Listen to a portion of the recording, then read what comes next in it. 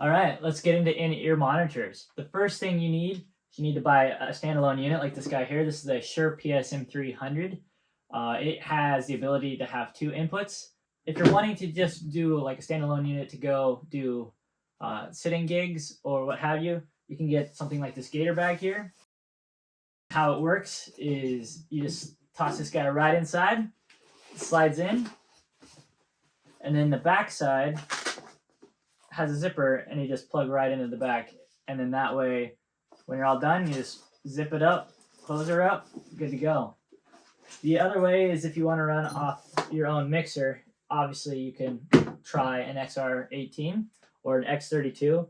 In our case, the XR18 is a backup unit and we're using the X32, so we mount it in here, and then that way we never have to touch the connections ever again. It's just good to go. The one last step, if you really want to take it to the next level, is you get yourself what's called a splitter snake, and you can see that right here.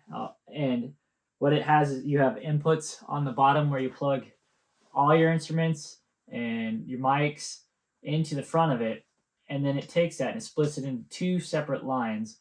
One set you run into your mixer, and then the other set will run to the front of house. That way you can adjust your in-ear mixes on your own without affecting or worrying about affecting the front of house.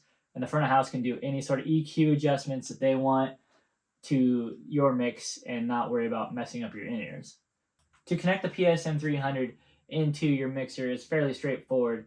The only issue is the backs are 1/4 inch only. So if you have a unit like this XR18, you'll need to go and get a XLR to 1/4 inch adapter cable. And what you'll do is you'll just plug straight into input 1, or whichever input you're going to use, and go straight into the unit. And if you're running stereo, you go to another input and you put that in, and that'll allow you to have a left and right panning ability in your ears. The cool thing about the PSM300 is that you can either run stereo and have the ability to pan, or you can run two mono mixes and run two different packs for two different band members, and they can run their own mix entirely.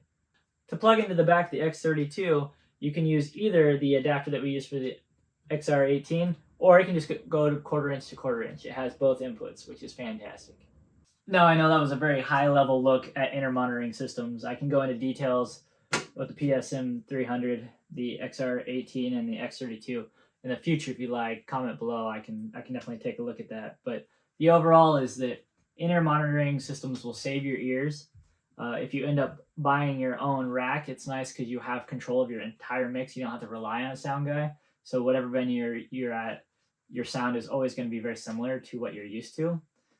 As you can see, in-ear monitoring doesn't have to be overly complicated. You can build it, set your needs, whether it's just to show up and go, or if you want to put it with your own sound, or if you're wanting to actually install it and leave it in your band's rack to make it easier. Thank you for checking out my video. Have an awesome day.